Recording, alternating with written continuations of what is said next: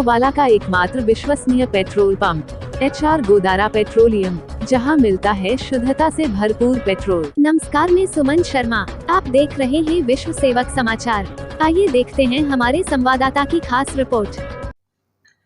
नमस्कार साथियों, आज जिस प्रकार से अपने बात करते हैं खास मुलाकात की कड़ी में जल उपभोक्ता संगम के जो चुनाव होने जा रहे थे, तो सभी किसानों ने अपने अपने अध्यक्ष के रूप में जो किसान नेता चुने हैं।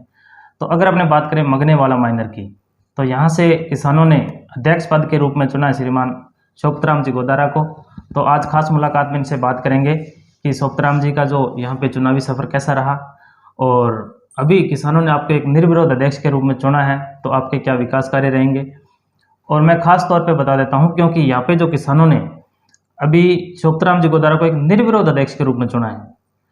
तो सर जी, सबसे पहले तुम्हारे चैनल में स्वागत है आपका। धन्यवाद आपके चैनल को और आपको कोदाराम जी बहुत बहुत धन्यवाद। राम राम जी। तो और दूसरा धन्यवाद जो हमारे 10 चक्कों के काश्तकार है, बिल्कुल, उनका जो बहुत बढ़िया सहयोग रहा है और निर्विरोध अध्यक्ष बनाने में, उन सभी को बहुत बहुत धन्यवाद है, सभी काश्तकारों को। बिल्कुल, यानी कि कहीं ना कहीं जो किसानों का सहयोग रहा है आपके साथ में। हाँ, किसानों का बहुत जोरदार सहयोग रहा है, बिना मन मुटाव के, बिना किसी द्वेषता के। हाँ, क्योंकि आज के टाइम में अपने देखते हैं, क्योंकि कहीं ना कहीं लोग निर्विरोध तो वार्ड पंच भी नहीं बनाते, लेकिन आपको एक 10 मुखों की जो जिम्मेदारी दी है किसानों ने, तो उनका आप धन्यवाद अर्पित करना चाहते हैं। हाँ बिल्कुल, मैं उन सभी का धन्यवाद अर्पित करना चाहता हूँ, सभी लोगों को, सभी किसान साथियों को, जो जमींदार वर्ग है ना, खेती वाला, उन सभी का। और ये जो है जल उपभोक्ता संगम जो राज्य सरकार ने बनाई है स्कीम, ये केवल किसानों के लिए ही बनाई है। जी जी। नहरी बेल्ट के लिए स्कीम है। और मुख्य स्कीम का मेन ये है कि जो नहर का सिस्टम है, रेगुलेशन का है, या और जो भी नहर की रिपेयरिंग है, नहर के अंदर मिट्टी निकालने का है, किसान धीरे धीरे गवर्नमेंट ये चाह रही है कि ये सिस्टम पूरा किसानों के हैंड ओवर कर दिया जाए। जी जी जी। और ये अग्रिम पंक्ति की पहली सीढ़ी है। जी। तो सोपतराम जी, आपका अगर अपने बात करते हैं राजनीतिक कैरियर की, तो किस प्रकार से, क्योंकि फर्स्ट टाइम में जिस प्रकार से आपको जनता ने निर्विरोध अध्यक्ष चुना है, तो क्या राजनीतिक छवि रही और अपने क्षेत्र में क्या ऐसा विकास कार्य रही? अपना तो यही है कि ज़्यादा राजनीतिक कैरियर तो अभी हम राजनीति में ज़्यादा, पहले मेरी इंटरेस्ट नहीं थी। जी जी। कॉलेज टाइम में ज़रूर 1-2 चुनाव में भाग लिया था हमने, और उसके बाद चुनाव में और मैं ज़्यादा इंटरेस्टेड है नहीं। पर तो अभी लोगों का मन था, और हम जैसे नहर के ऊपर घूमते हैं, पीछे भी नहर के पानी में, टेलों में सबसे ज़्यादा समस्या रहती है, हमारे टेलों में पानी कवरेज नहीं होता है। जी जी। पीछे APM तोड़ लेते हैं या कोई ठल लगा लेते हैं, अवैध है तो वो भी हमारे काश्तकार भाई है, परंतु क्या है, जैसे आदमी जो लालच होता है ना, जी जी, उसी लालच का तो अंत है नहीं। बिल्कुल बिल्कुल। और बरसलपुर ब्रांच है, इसमें 2 प्रायोरिटी सिस्टम है। छिंतर RD है हमारी, छिंतर RD से तो बुरासर अलग निकलती है, बिल्कुल, और बरसलपुर उससे अलग है। तो अभी तो सरकार की स्कीम है कि पीछे जो काम हो रहा है दोनों को साथ में मिला के चलने का। जी। अभी तक जो चल रही है अलग अलग सिस्टम में चल रही है, उसके 300 करीब क्यूसेक पानी है। जी। तो पीछे जो 16 APM है और पीछे जो 80 RD तक का क्षेत्र है, उसमें अवैध चोरियाँ बहुत होती है। जी जी। उसके बारे में हम किसान आगे वाले घूमते रहते हैं, और अधिकारी वर्ग है उनका भी सहयोग रहता है। बिल्कुल, कहीं ना कहीं, क्योंकि हमने भी देखा है कि जिस प्रकार से जो शुरुआती है जैसे नहरों की, तो वहाँ से जो लोग हैं वो पानी की चोरी करते हैं, तो टेलों तक जो पानी है वो पहुँचना काफ़ी मुश्किल हो जाता है। बहुत मुश्किल है। तो अपने बात करते हैं समस्याओं की, क्योंकि किसानों के साथ काफ़ी समस्याएं रहती है, और धरातल से जुड़े हुए हैं आप। तो लोगों ने जिस प्रकार से आपको निर्विरोध अध्यक्ष चुना है, तो उन्होंने अपनी समस्याओं से भी आपको अवगत करवाया होगा, और आप भी एक किसान हैं, तो आपको जो किसानों की मूल रूप से क्या समस्याएं हैं जो जिनसे जूझ रहे हैं? मूल रूप से तो समस्या ये है कि एक तो जो पानी का सिस्टम है ना जी, टेलों में सबसे बड़ी समस्या ये है कि टेलों में पानी का फ्लो बहुत ज़्यादा होता है। जैसे 2 घंटे पानी फुल हो गया, फिर पानी जैसे हो गया 2 इंच नील होगी टेल में, 2 इंच का मतलब नील हो जाती है। जी जी। कई बार तो 2-3 मोगे एकदम सूखे रह जाते हैं। एक तो टेल की सबसे बड़ी है फ्लो की समस्या रोकनी। दूसरी समस्या है कि गर्मियों में पानी की पहुँच, जी, गर्मियों में पानी की पहुँच नहीं होती है। तीसरी समस्या है जो आवागमन और साधन सुविधा है ना, वो बहुत कम है। जी जी। तो अभी नहर का जो काम चल रहा है, इसमें कंपनी को टेंडर हो रखे है, ये कंपनी बाहर की है जी। परंतु अभी भी ये काम में जैसे डबलों के काम में अधिकारी वगैरह ध्यान देते हैं, परंतु क्या है कि हमारा जो सिस्टम है ना वो थोड़ा पेचीदा है जी जी। और एक लंबाई ज़्यादा है, कच्चा बेल्ट है, दोनों टिब्बों का बेल्ट है, तो आवागमन की तो असुविधा है ही। बिल्कुल। और इसी असुविधा के कारण क्या है कि जो नहर का बेल्ट है ना वो बहुत पीड़ित है। बिल्कुल। रोड की सुविधा नहीं है, बहुत सारे चक ऐसे हैं आज हमारे लाइट की और रोड की सुविधा से जूझ रहे हैं। जैसे 18 MGM है, वहाँ सड़क की सुविधा नहीं है। बिल्कुल। और बुरासर वाली रोड है, ये टूटी हुई है, एकदम बेकार रोड बन रखी है। 23 MGM है, ये रोड के बीच से निकल रहा है परंतु रोड की सुविधा नहीं है। 20 MGM है, इनकी यही सुविधा चल रही है। बिल्कुल। तो जिस प्रकार से अपने बात करते हैं समस्या, हमारे जो टेल के 26 MGM है, इन चकों में 24 MGM में तो अभी सड़क की सुविधा हो गई, परंतु इनमें स्कूल की सुविधा नहीं है। स्कूल की सुविधा काश्तकारों के तो ये हालत हो रखे हैं कि बच्चे हैं या तो वो पढ़ नहीं पा रहे या दूर भेज रहे हैं, उनके खूब फीस लग रही है। खेत में इनकम कम है, पढ़ाई पे खर्चा ज़्यादा हो रहा है। जी जी। तो जिस प्रकार से अपने बात करते हैं, क्योंकि समस्याएं तो आपने काफ़ी बताई है, अभी जिस प्रकार से सिंचाई पानी की कमी को देखते हुए अपने बात करते हैं किसानों की, तो किसानों को ऐसी क्या अपनी खेती के अंदर नवाचार लाना चाहिए जिससे उनकी आमदनी में बढ़ोतरी हो? खेती के अंदर नवाचार तो यही है कि सबसे मुख्य तो समस्या है पानी की जी और जल बगैर कुछ नहीं होता है। जी जी। और ये जो बेल्ट है, इंदिरा गांधी हमारी जो लाइफ लाइन है पश्चिमी राजस्थान की, तो इसमें जो ये बसावट हुई है ना, जी ये सारा भौगोलिक परिवर्तन है या पेड़ पौधों का है जो भी, जी तो ये इंदिरा गांधी नहर की वजह से ही हुआ है। जी जी तो पानी अगर है ना तो सब कुछ होता है। जी जी। सबसे बड़ी प्रॉब्लम ये है कि टेलों पे पानी नहीं है। दूसरी, द्वितीय चरण में भेदभाव हो रहा है। जी जी। हमारे फर्स्ट चरण में जैसे नहर बनी पहले शुरू में, तो चरण तो उन्होंने नहर के बनावट के हिसाब से बना दिए थे, और वर्तमान में क्या है, उसी भेदभाव को आगे बढ़ाते गए। फर्स्ट चरण वाले आंदोलन करते हैं, उनके दबाव में हमारे को पानी कम मिलता है। और पानी में सुविधा ये है कि जैसे मान लो ड्रिप है, जी गवर्नमेंट की ड्रिप में सब्सिडी 70% के करीब है, जी जी। अनुदान है, इससे पानी की बचत है। फुहारा पत्ती है, अभी तो काफ़ी बेल्ट में फुहारा पत्ती डिग्गियों से हो रहा है, जी जी। परंतु ये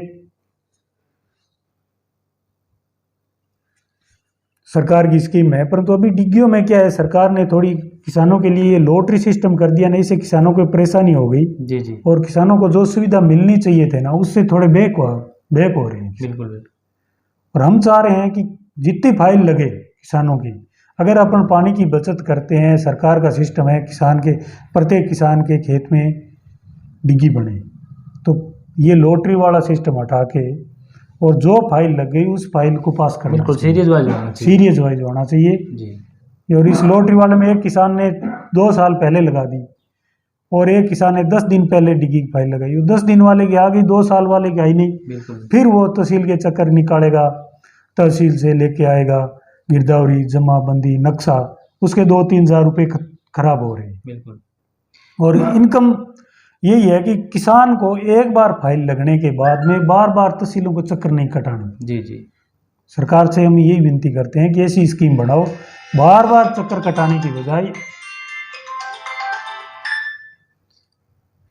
तो जिस प्रकार से सोफत जी अपने बात करते हैं, क्योंकि आपने बताया कि ड्रिप सिस्टम वाला भी है और किसानों को जो अगर बूंद बूंद सिंचाई से अगर खेती की जाए तो काफ़ी लाभ भी होता है, और उसमें क्या है कि हाँ, जिस बिल्कुल प्रकार बूंद-बूंद से लाभ है। जैसे सब्जियों की खेती है या जो अनार वगैरह की जो पौधे लगा के काफ़ी लोग आमदनी उठा रहे हैं। अनार की खेती हमारे यहाँ कर रखी है। जी। अनार की क्या है, हमारे बेल्ट में मौसम सेट नहीं बैठ रहा, जी उसमें फटने की समस्या आ रही है। और सब्जी की है ना, जी सब्जी की खेती बहुत बढ़िया है। अगर इस बेल्ट में सब्जी की खेती होती है, एक तो कम जहरीली होगी जी। और ज़मीन में जो अभी तक है ज़्यादा पेस्टिसाइड यूज़ नहीं हुआ है। बिल्कुल। और अगर इस स्कीम में है ग्रीन हाउस वगैरह और देती है सरकार। अब सब्जी की खेती है ना, हमारे एक तो मंडी का जो ट्रांसपोर्टेशन है ना, वो बहुत दूर है। बिल्कुल बिल्कुल। दूसरी समस्या है हमारे रोड की सुविधा नहीं है। और सब्जी तो ये होती है कि 4 बजे तक उसकी तुड़ाई करके 5 बजे, 5:30, 6 बजे तक मंडी में पहुँचनी जरूरी है। चाहे बीकानेर मान लो, चाहे खाजवाड़ा है, खाजवाड़ा ये नौबगढ़ गरसाना ये तो छोटी मंडी है। जी जी। बीकानेर है, गंगानगर है, या हमारे इस साइड में नज़दीक बड़ी मंडी लगने वाली जोधपुर है जी। तो इन मंडियों के हमारे जो रन है ना 300, 150, 200, 300 किलोमीटर से कम नहीं। जी जी। ये सबसे बड़ी प्रॉब्लम है। एक तो नज़दीक में मंडी डेवलप नहीं हो रही है। तो सोपत जी, जिस प्रकार से अपने बात करते हैं, क्योंकि ये जो है आपका जो क्षेत्र है ये जिला हेडक्वार्टर से भी काफ़ी दूर है और इस कारण जो असुविधाओं को काफ़ी मतलब किसानों को इसका खामियाजा भुगतना पड़ता है। लेकिन अपने बात करते हैं जिस प्रकार से राज्य सरकारी और केंद्र सरकार की काफ़ी योजनाएं हैं, तो उन योजनाओं का लाभ यहाँ के किसानों को किस प्रकार से मिल रहा है या किस प्रकार से लोग वंचित हैं? वंचित ये है कि जो योजना सरकार की बनती है ना, वो योजना केवल वास्तविक तो ये है कि आज की जितनी भी योजना बन रही है ना, ज़्यादातर योजनाएं केवल फाइलों में बन रही है। जी। फील्ड में योजना का पता ही नहीं चलता है आम किसान को। जी जी।